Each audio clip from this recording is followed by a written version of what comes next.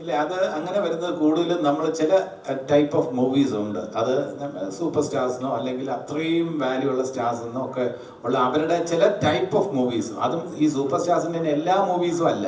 ഇപ്പം നമ്മൾ മമ്മൂക്കയുടെ കാതൽ നല്ല പടമാണ്, അത് എത്ര കോടി ക്ലബിൽ കയറിയെന്ന് ആരും അന്വേഷിച്ചിട്ടില്ല. നല്ല ചിത്രത്തിന്റെ പട്ടികയിലാണ് നമ്മൾ പെടുത്തുന്നത്. അതേപോലെ തന്നെ ആഭ്യന്തര കുറ്റവാളി എത്ര കോടി ക്ലബിലെന്ന് ആരും ചർച്ച ചെയ്യില്ല. ഉറപ്പാണ്, എത്ര കിട്ടിയാലും സന്തോഷമാണ് നിസാമിന്. വേറെ ഒരു കോടി ക്ലബിലേക്ക് കടക്കുന്നില്ല.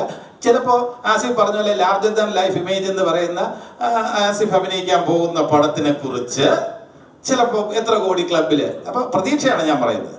അത് കുറച്ചൊരു വലിയ പടമായിട്ട് ക്യാൻവാസിൽ വരുമ്പോൾ അത് ചിലപ്പം അതർ ലാംഗ്വേജസ് അങ്ങനെയൊക്കെ ഈ കോടി ക്ലബ് എന്ന് പറയുമ്പോൾ അതർ ലാംഗ്വേജസിൽ പോകാൻ സാധ്യതയുണ്ട്, അതർ സ്റ്റേറ്റ്സിൽ അല്ലെങ്കിൽ ഗൾഫിലും ഒക്കെ തന്നെ. അങ്ങനെ ലാർജർ ദാൻ ലൈഫ് എന്ന് പറയുമ്പോൾ ലോകം മുഴുവൻ അക്സെപ്റ്റ് ചെയ്യാൻ പറ്റുന്ന ചില കഥകളുണ്ട്. ഈ ആഭ്യന്തര കുറ്റവാളി എന്നൊക്കെ പറഞ്ഞാൽ ഇന്ത്യൻ കണ്ടീഷൻസിൽ നമുക്ക് അക്സെപ്റ്റ് ചെയ്യാൻ പറ്റുന്ന ഒരു കാര്യമാണ്. ഇപ്പൊ ഹിന്ദിയിൽ പോലും ചിലപ്പം ഇത് എടുക്കാൻ നേരത്തെ വേറെ രീതിയിൽ കുറച്ച് സ്റ്റോറി ഒന്ന് മാറ്റേണ്ടി വരും.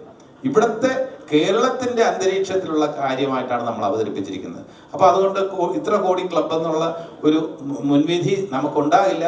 നിങ്ങളും അങ്ങനെ ചിന്തിക്കുന്നു ഞാൻ വിചാരിക്കുന്നില്ല.